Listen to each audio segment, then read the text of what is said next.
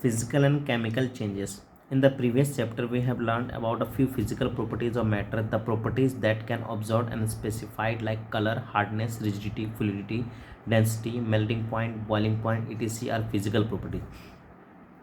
तो हम इसमें फिजिकल और केमिकल प्रॉपर्टीज़ के बारे में पढ़ेंगे, क्या बदलाव आया। तो हम इससे पहले थोड़ा बहुत पढ़ भी लिया हमने कि फिजिकल प्रॉपर्टी की क्या खासियत होती है। उसमें कलर होता है, हार्डनेस होता है, रिजिडिटी मतलब होता है सख्त हार्ड, फ्लूइडिटी होता है, फ्लूइड मतलब पानी टाइप।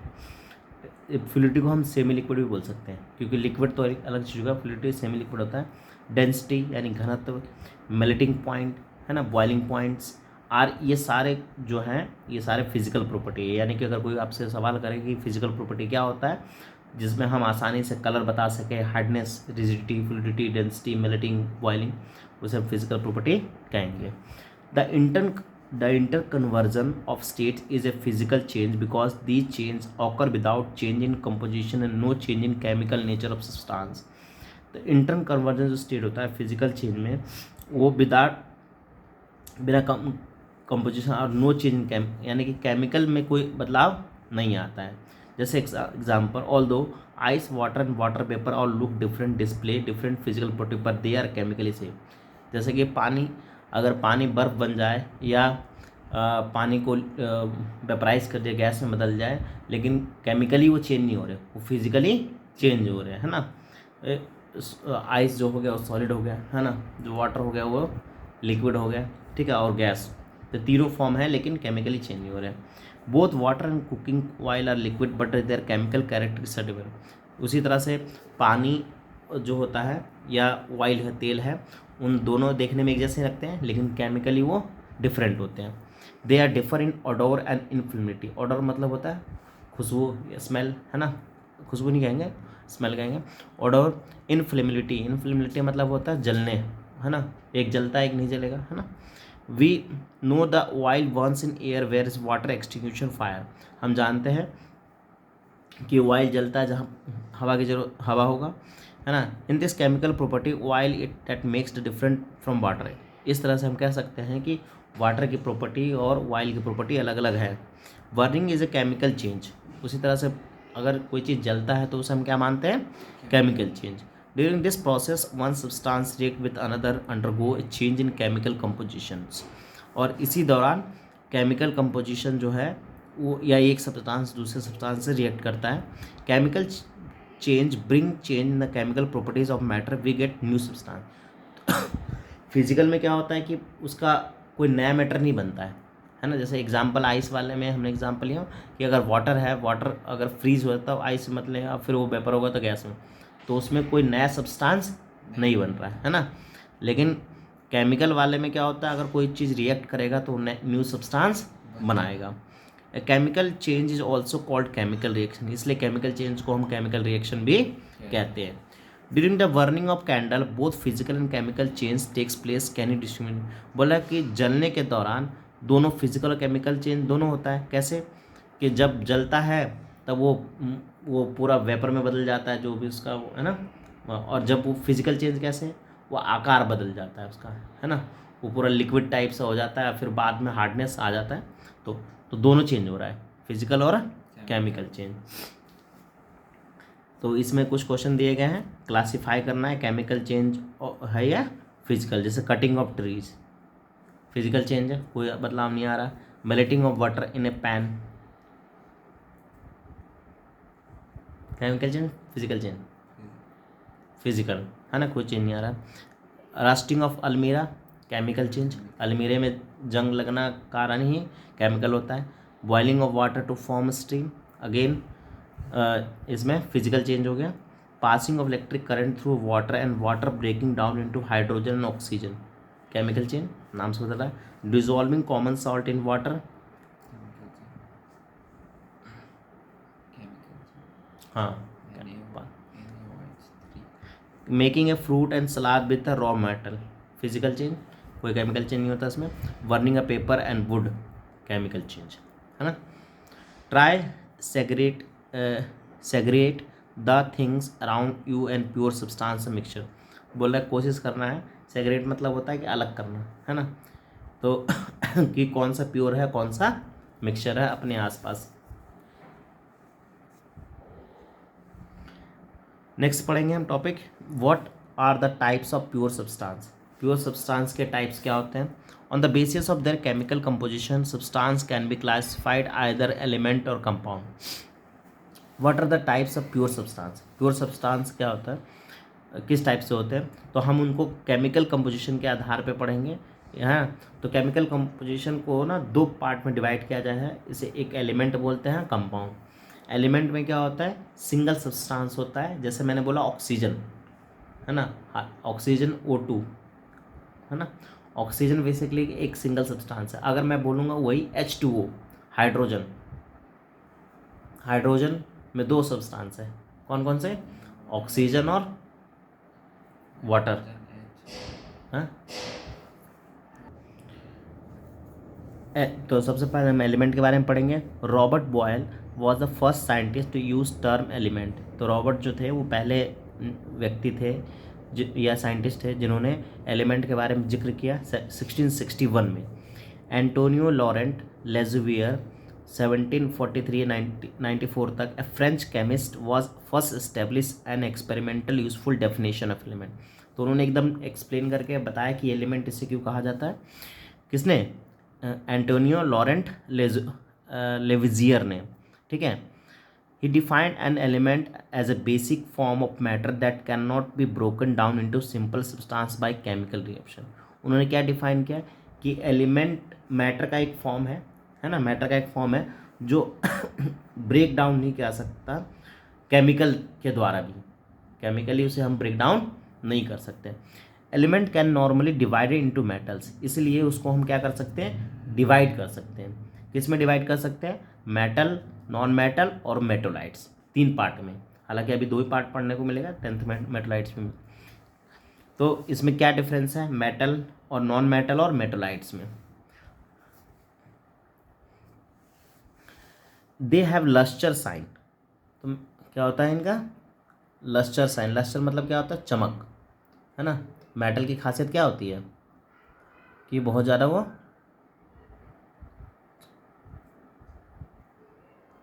चमकता है, ठीक है।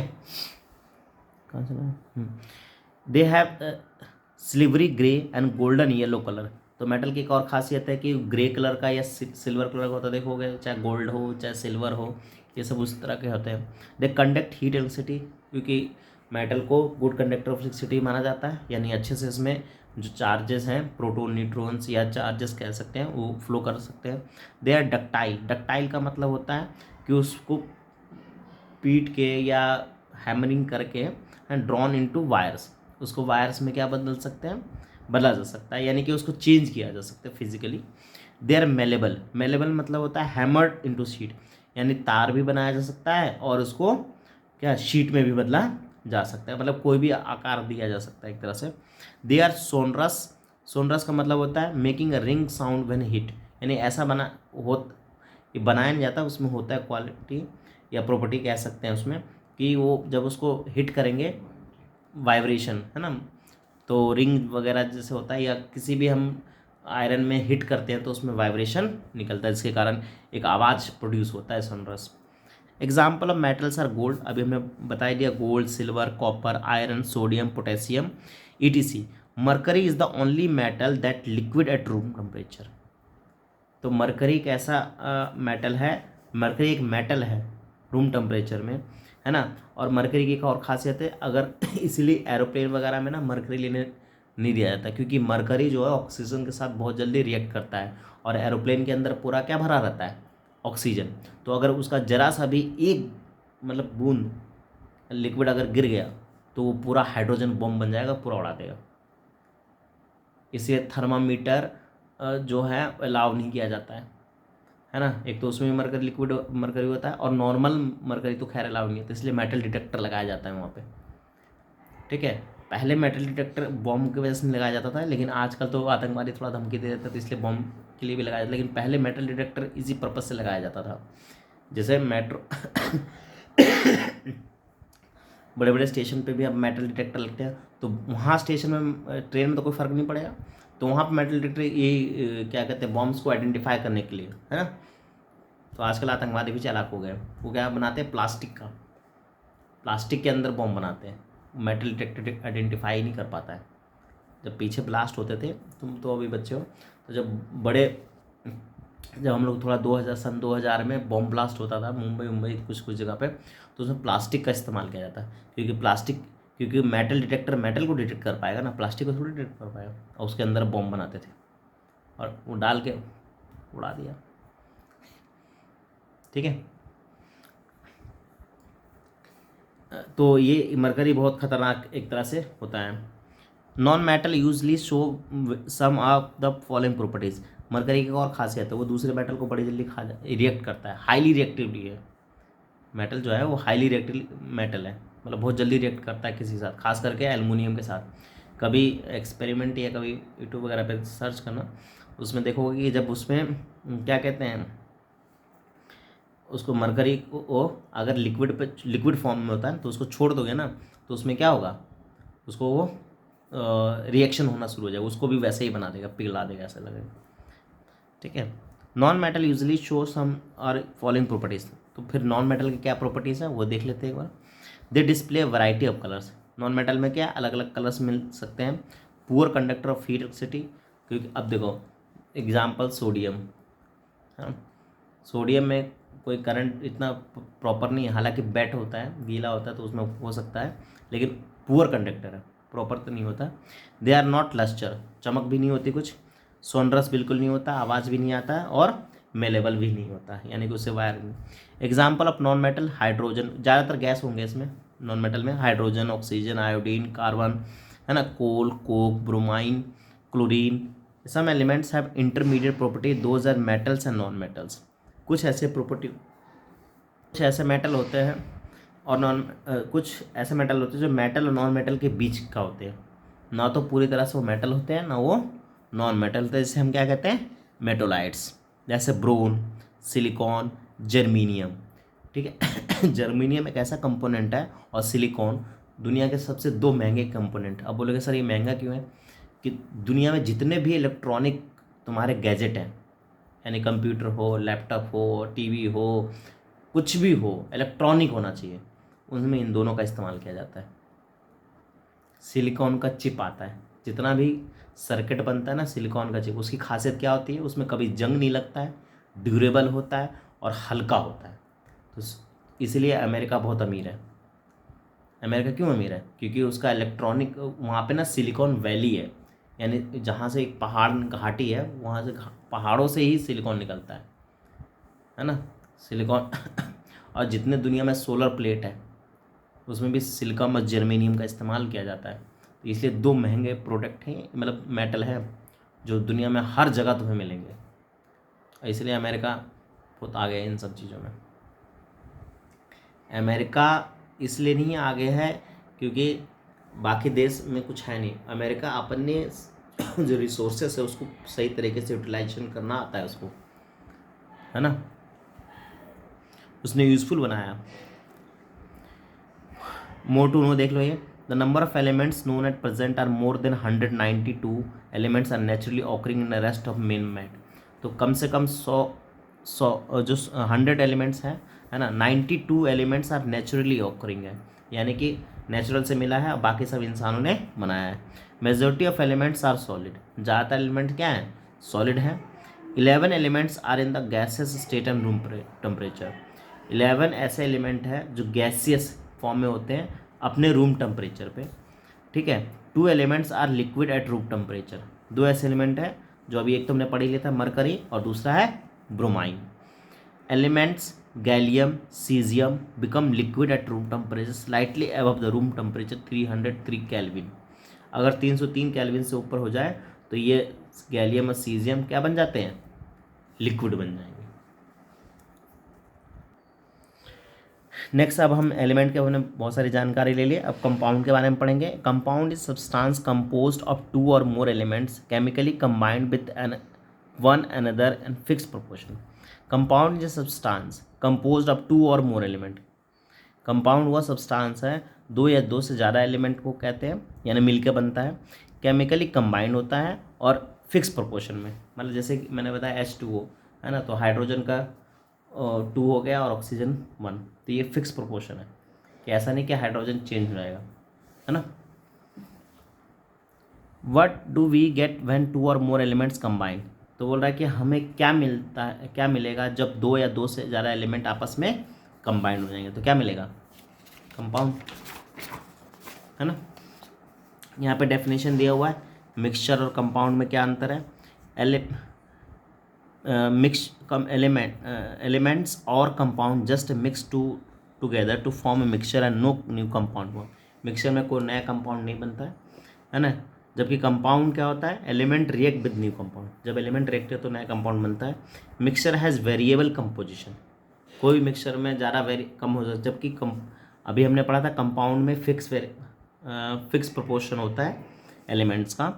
Mixture shows the properties constitute substance, mixture में प्रॉपर्टी होता है उसी चीज़ का जो उसमें मिलता है, मतलब या हम एलिमेंट जो यूज़ करते हैं, जबकि कंपाउंड में हमें नया मिल सकता है क्योंकि वो रिएक्ट कर लेता है, ठीक है।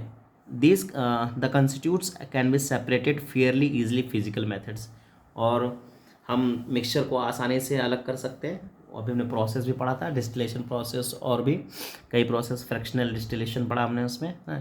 तो यानी कि ये तो हमने पढ़ लिया कि मिक्सचर में क्या होता है, किसी चीज़ को अलग करने के लिए बहुत सारे मेथड्स यूज़ कर सकते हैं, जबकि कंपाउंड को करने के लिए हम या तो केमिकल के द्वारा कर सकते हैं और इलेक्ट्रोकेमिकल रिएक्शन के द्वारा, ठीक है। ये चैप्टर हो गया कंप्लीट। और भी है इसमें कुछ, क्या दिया हुआ है, द गैस ऑब्टेन फ्रॉम, अच्छा कलरलेस, कुछ और इसमें बताया जानकारी। The gas obtain from group 1 is hydrogen colourless, जो ग्रुप 1 में हाइड्रोजन पाया जाता है, पीरियोडिक टेबल पढ़ोगे ना, इसमें पीरियोडिक टेबल होगा, उसमें जब आगे चल के पढ़ोगे तो उसमें हाइड्रोजन जो है ग्रुप 1 में पहले टेबल में कलरलेस होता है, ऑर्डरलेस होता है, कंबस्टेबल होता है, यानी कलर नहीं होगा इसका और कोई स्मेल नहीं होगा, लेकिन जल सकता है। It is not advise to combustion test hydrogen in the class, hydrogen का टेस्ट क्लास में करना मना है ना। The gas obtain from group 2 hydrogen sulphide it colourless, फिर हाइड्रोजन ग्रुप 2 में मिलेगा सल्फाइड, कलरलेस गैस होता है ये भी कलरलेस, लेकिन इसका जो स्मेल आता है वो कच्चे अंडे की तरह होता है। अब कच्चे अंडा जो खाएगा उसको स्मेल आएगा, है ना। You have must observe that a product obtain from both group so different properties, तो जो ग्रुप 1 में था और ग्रुप 2 में, दोनों में अलग अलग प्रॉपर्टीज़ है। Both so different properties through the starting material and their same, जबकि मटेरियल क्या है, सेम है, एक में हाइड्रोजन एक में हाइड्रोजन सल्फाइड है। Group 1 has carried activity involving physical change, where is case group 2 chemical change, जबकि ग्रुप 1 में क्या है, फिजिकल चेंज होगा, और जो ग्रुप 2 में रहेगा वो केमिकल चेंज रहेगा, ठीक है। बाकी इन्हीं सब के बारे में बताया गया है कि किस तरह से क्या होता है।